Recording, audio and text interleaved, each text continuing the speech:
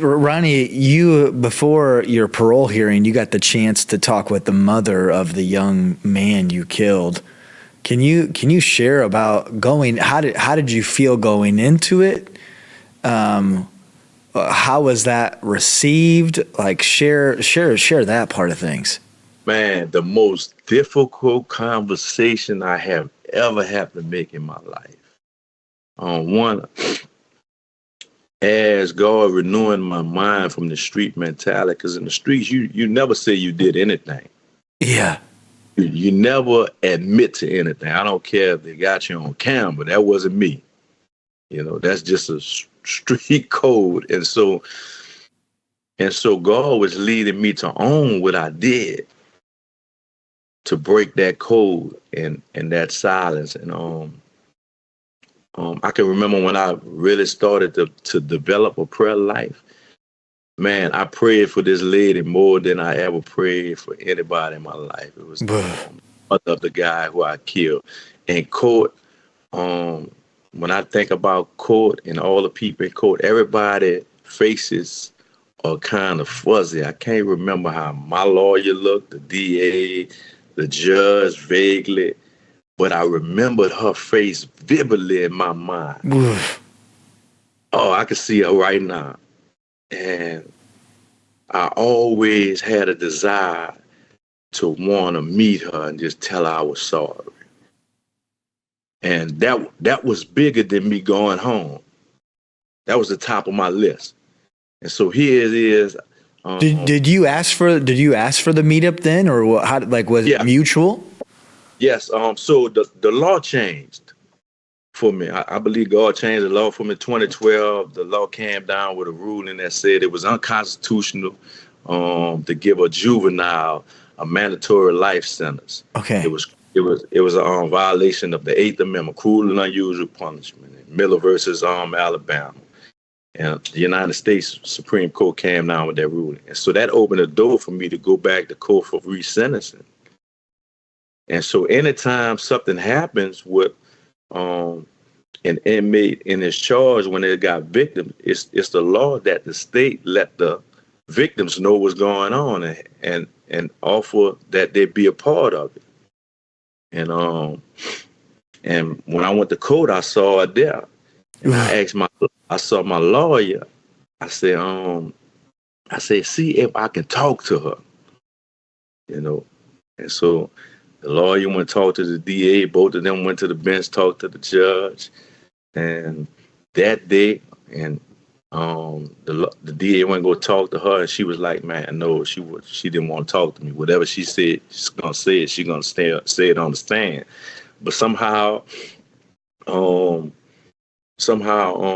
my court date was reset to another day. And when that day came, on her own, she decided, yeah, I'm ready to talk to her now. And so here I am. I'm handcuffed. I'm shackled. And so they set her in a on the bench right behind me in court, and I had to turn around and there she was. When I turned around to her, she was like this, and she was just looking at me intently, and which I understand. And so I broke the silence. I said, "Ma'am, I said I take full responsibility for the death of your son." And when I said that, her arms came down. She took a deep breath and she leaned toward me. I was like, wow. I said, "Ma'am, all I ask, I don't have any excuses. It was very stupid decision I made. It was senseless." I said, "All I ask, I pray you can find it in your heart that you forgive me." And she responded, she said, "I don't hate you." And she said, "Man, you took a lot from me. You hurt me." And she said, "But I forgive you." And she said, "I believe you deserve a second chance." So, and she got on the stand and echoed that before the hearing. And put it all on record. While we were talking, man, it wasn't no dry eye. Both of us were crying. It was very emotional. The conversation Probably didn't last more than 20, 25 minutes, but it felt like hours. Oh man. And it was so impactful. And so I can remember after they resentenced me and gave me parole eligibility, everybody was clapping, and I was the last case in the court. And so I had a lot of family support, so everybody was leaving out the court. And while my niece was like the last one leaving out, the judge said, Mr. Olivier, you can visit with your family. So I told him to come back. My niece telling everybody to come back. The lady pushed past my family. She came back in to get to me first. Man.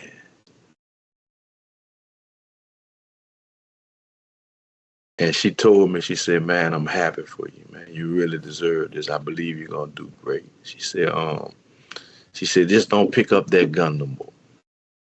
She told me that. She said, I didn't know that when my son died, that he had a son. She said, I found out after he died. She said, and I raised him.